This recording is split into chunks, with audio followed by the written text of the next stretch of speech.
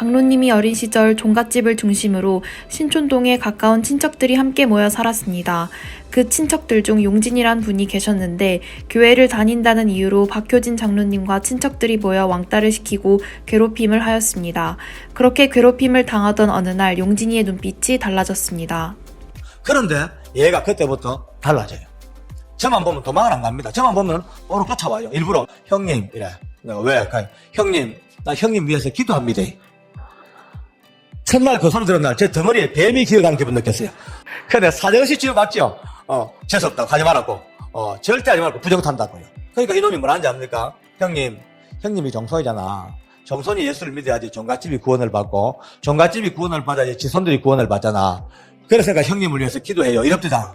지금 생각하면 눈물 겹도록 아멘이죠. 그러나 그때 말도 진짜 듣기 싫어요. 재수없어.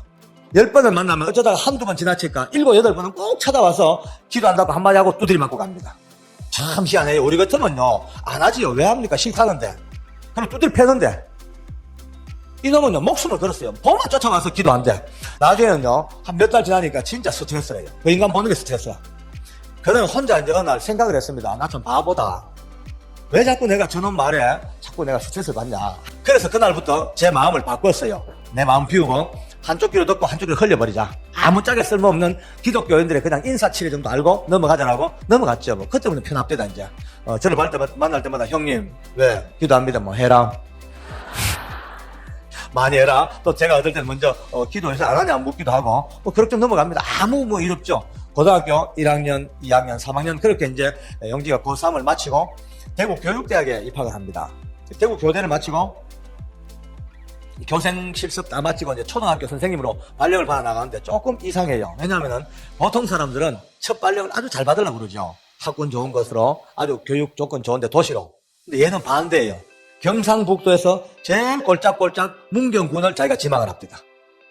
문경군 내에도 더 깊은 산골에 있는 산양면을 찾아서 그걸 지망하고요. 산양면 내에 그 많은 학교 중에서도 제일 깊은 산골에 화전민들 살고 있는 시골 학교 그 분교에 그걸 찾아가지고요. 평생 근무를 지망해가 들어갑니다. 평생 그거 살겠다고. 좀 특이한 인생을 살아요. 어쨌든 그 길로 헤어졌죠. 그러니까 대충 헤아려봐도 하루에 평균 3번 정도만 형님 기도합니다. 이 소리 들어도요. 1년 같으면 1000번 합니까? 6년 같으면 6000번 들었습니다. 6000번. 어쨌든 그날 이제 발령받아 가는 그날부터 저는 이제 그 지긋지긋한 인사에서부터 끝났습니다. 해방되었습니다. 그리고 세월 지나가죠. 5년, 10년, 15년. 이제 우리 가문이 큰 일이 있으면은 온 이제 가문이 다 모입니다. 여러분요. 10년, 15년 지나도 저를 만나면 제 옆에 가지고 그래요. 형님, 왜? 지금도 기도하고 있습니다.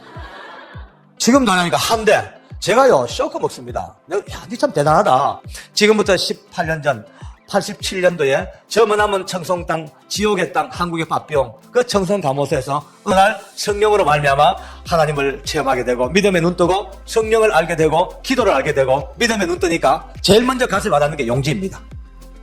가슴에 억장이 무너집니다. 와, 그 어릴 때부터 두드리 맞아가면서 온갖 욕 다 넘어가면서 나를 위해서 중보기도를 어마어마하게 했구나. 어마어마하게 했구나. 6000번이 넘도록. 그래서 제가 가슴이 덜덜 떨려 견딜 수 없어요. 제가 이 은혜를 체험하고 제일 먼저 전화를 건 게 용지입니다. 그때까지도 용진이는 깊은 산골 동네에 살고 있었고 장로님은 그에게 전화를 걸어 자신이 구원을 받았다는 이야기를 전했습니다. 장로님은 몇 번이고 자신에게 기도를 해준 것에 고맙다며 이야기하셨고 그때마다 용진이는 별것 아니라고 이야기하였습니다. 그러다 처음에 감사하고 감동했던 그 마음이 사그라져 그래 별것 아니지 라는 마음이 들어왔습니다. 사람은 이런 존재입니다. 듣는 대로 따라하게 되어 있습니다.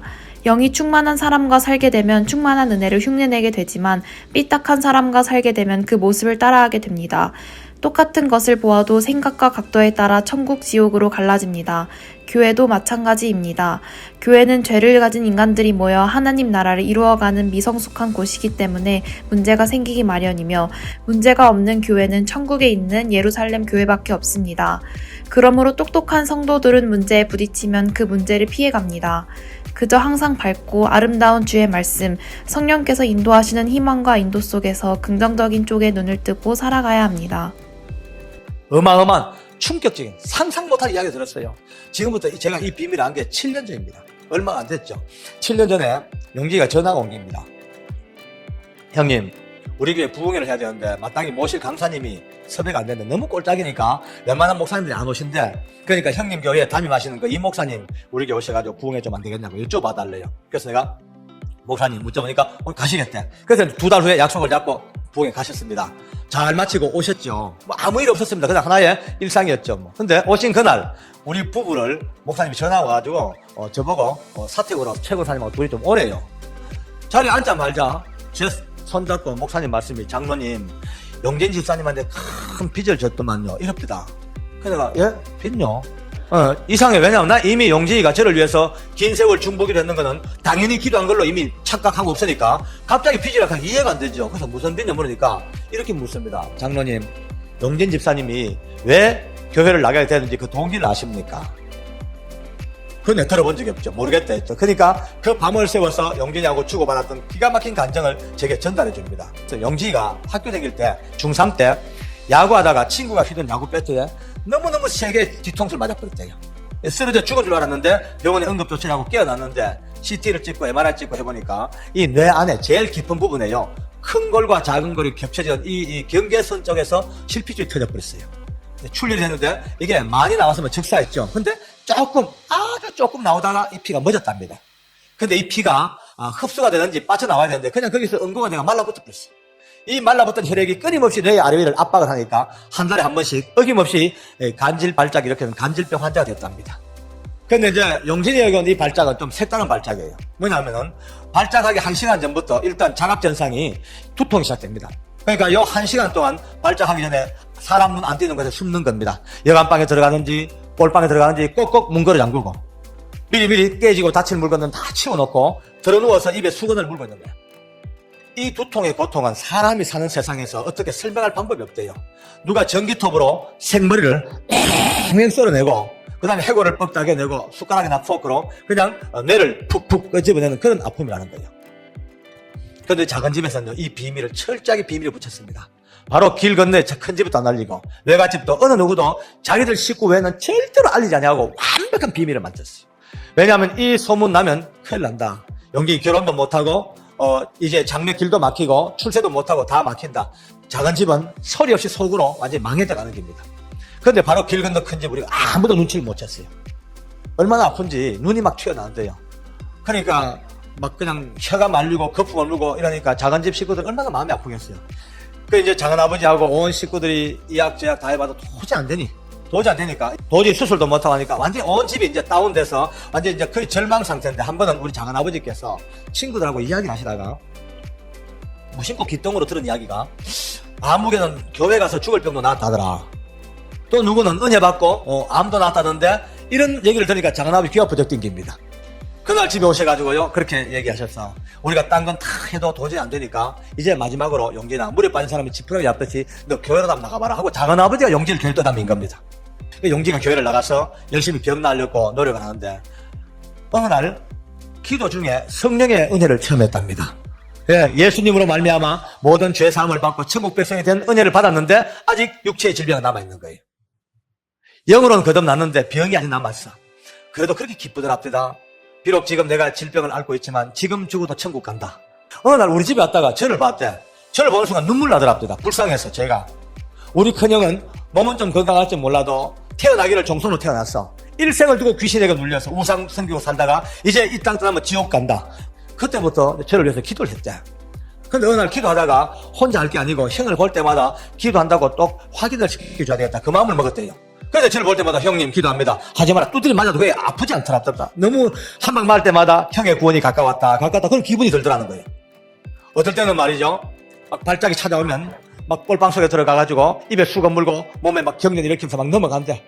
너무 아프니까 그 어린 게 기도해봐야 얼마나 하겠어요. 기껏 하나님 너무 아파요. 좀 살려주세요. 이 기도입니다. 그러다가 막 숨 넘어가기 직전에 또 제 생각이 난대요. 그 기도하다가 눈 뒤집고 거품 물고 자빠지는 게 한두 번이 아니래요. 가만히 앉았는데 제 온몸에 힘이 쭉 빠지고요. 부들부들 떨립니다. 저도 몰래 양동에 눈물이 줄줄 납니다. 이 이야기를 듣는 순간 장로님은 가족들의 변화의 이유가 이전까지는 아내에게 있다고 생각했지만 사실 용진이에게 있었다는 것을 깨달았습니다. 장로님의 모든 가족들은 완전히 변화되었습니다. 어머니가 며느리로 인해 전도되고 유교 세력의 수장이었던 아버지는 세례를 받아 하나님의 사랑을 받는 존재가 되었습니다. 장로님의 동생들도 변화되어 깡패였던 남동생들이 신실한 집사님과 목사님이 되었고 여동생은 목사님의 사모님이 되었습니다. 중고등학생 그 어린 시절부터 장로님을 위해 피맺히게 했던 용진이의 긴 세월의 기도가 그 어마어마한 종갓집을 변화시켰던 것입니다.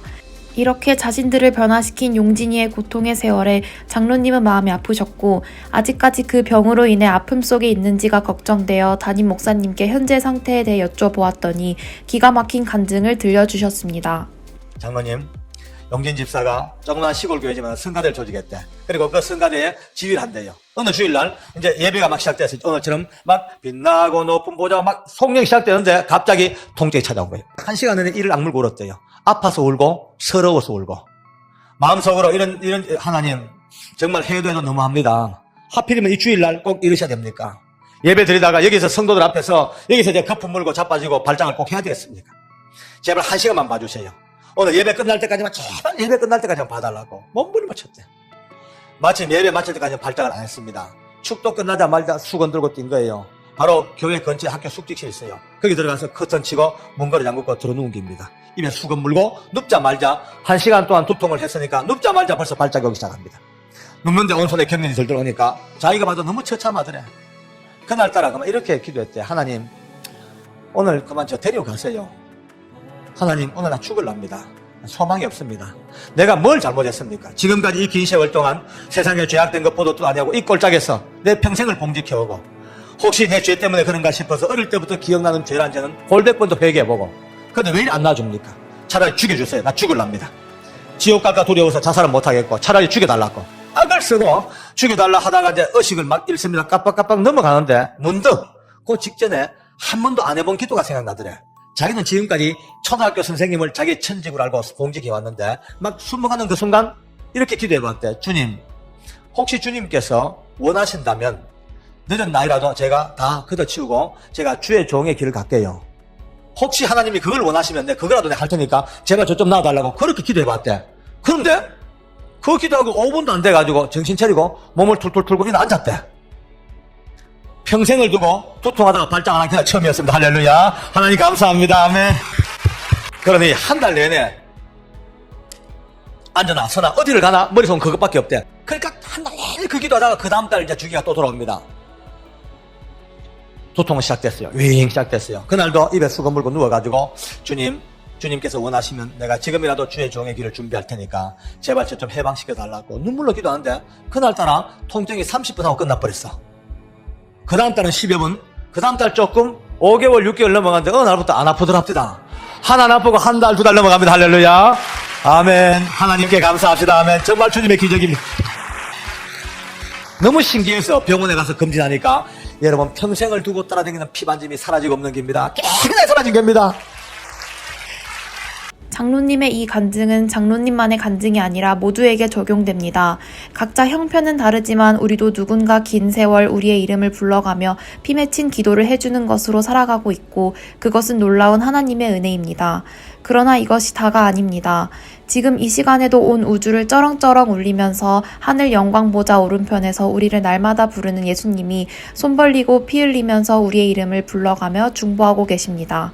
이 끊임없는 중보의 기도, 영원히 변치 않는 중보의 기도가 계시기 때문에 오늘도 이 험악한 세상에서 우리가 믿음으로 살게 되고 원수되었던 하나님과 화목이 이루어져 하나님의 자녀로 사는 것입니다. 지금 이 시간에도 끊임없는 예수님의 피 맺힌 중보의 기도가 온 땅에 핏불이며 쏟아지고 있는 이 은혜 때문에 산다는 것을 잠시도 잊어서는 안 됩니다. 더 놀라운 사실은 성령께서도 우리와 함께 거하신다는 것입니다. 로마서는 이렇게 말씀합니다. 이와 같이 성령도 우리의 연약함을 도우시나니 우리가 마땅히 기도할 바를 알지 못하나 오직 성령이 말할 수 없는 탄식으로 우리를 위하여 친히 간구하시느니라. 이 말씀은 정말 놀랍습니다. 우리가 하나님을 멀리 떠나 방황할 때에도 우리 안에 계신 성령님이 우시며 나를 대신해 끊임없이 기도하고 계신 것입니다. 모든 식품의 유효기간은 미리 정해져 있습니다. 그러나 기도 유효기간은 정해져 있지 않습니다. 응답받는 그날이 유효기간의 완성입니다. 이렇게 구하고 찾고 두드리는 이 기도가 우리에게 있을 때에 하나님은 약속하십니다. 악한 인간들도 자기 자식한테는 좋은 걸 줄 아는데 하물며 하늘에 계신 너희 아버지께서 이렇게 구하고 찾고 두드리는 너희에게 기어이 성령을 주시지 않겠느냐. 이 위대한 약속을 가슴에 받고 기도의 사람으로 바뀌어가는 역사가 있기를 바랍니다.